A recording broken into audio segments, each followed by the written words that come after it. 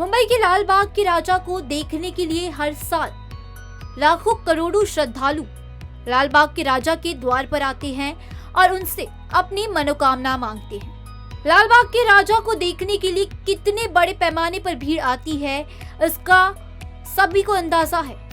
गणेश चतुर्थी के 2 दिन पहले से पंडाल के बाहर लाइन लगी रहती है और लाल बाग के राजा को एक बार निहारने के लिए भक्तों का तांता लगा होता है।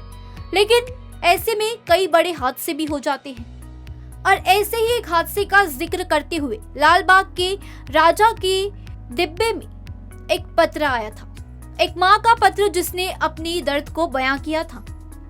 वाशी की रहने वाली एक महिला ने अपनी बेटी को 2 साल पहले खो दिया था। 2019 में लाल बागचा राजा को देखने के लिए लड़की और इस माँ को 8 घंटे कतार में खड़ा होना पड़ा। इस दौरान मौके पर मौजूद सुरक्षा कर्मी और युवती के बीच कुछ कहासुनी हो गई। इसे कहासुनी को लेकर युवती काफी नाराज हो गई और घर जाकर इस युवती ने फांसी लगाकर आत्महत्या कर ली। इसी विषय पर मां ने लाल बाग के राजा को एक भावुक पत्र लिखा था। इस पत्र में कहा गया है कि 2019 में मैं और मेरी बेटी लाल बाग के राजा का दर्शन लेने आए थे। 8 घंटे हम लाइन में खड़ी रहे। मेरी बेटी के पैरों में बहुत दर्द होने लगा क्योंकि कतार बिल्कुल भी आगे नहीं बढ़ रही थी। इसलिए मेरी बेटी ड्यूटी पर तैनात सुरक्षा कर्मी से बात करने गई, लेकिन वहां पर सुरक्षा कर्मी ने अभद्र भाषा का इस्तेमाल किया, जिसके बाद काफी कहासुनी हुई। उस दिन मेरी बेटी ने अपना मानसिक संतुलन खो दिया और उसी शाम फांसी लगा ली।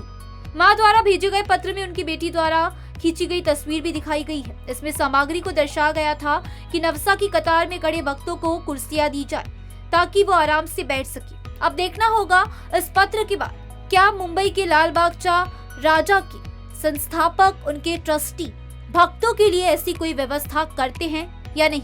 एक जानकारी निकल के सामने आ रही है, उसमें ये बताया गया है कि एक बच्ची है जो 2019 में दर्शन करने के लिए जब यहाँ पे आई थी, उसने दर्शन नहीं मिल पाया था। उस दौरान जो है अब उसने सुसाइड कर लिया था और उसकी मां ने पत्र लिखा और पत्र में कहा है कि लाल बाग राजा में जो श्रद्धालु दर्शन करने के लिए आते हैं वहाँ पे सिस्टम सुधारने की भी ज़रूरत है, क्योंकि ये भीड़ जो है कहीं ना कहीं लोग बप्पा के दर्शन करने के लिए 89 सालों से आ रहे हैं। तो ऐसे में लाल बाग में और भी सुविधाएं देने की ज़रूरत है और श्रद्धालु कहीं ना कहीं यहाँ से जुड़े हुए हैं। तो इसीलिए लगातार जो है लाल बाग के श्रद्धालु भी मांग करते रहे हैं और इसी तरीके से बप्पा की जयकारा के लिए लोग यहाँ पे आते हैं। मेट्रो मुंबई के लिए राहुल शुक्ला की रिपोर्ट।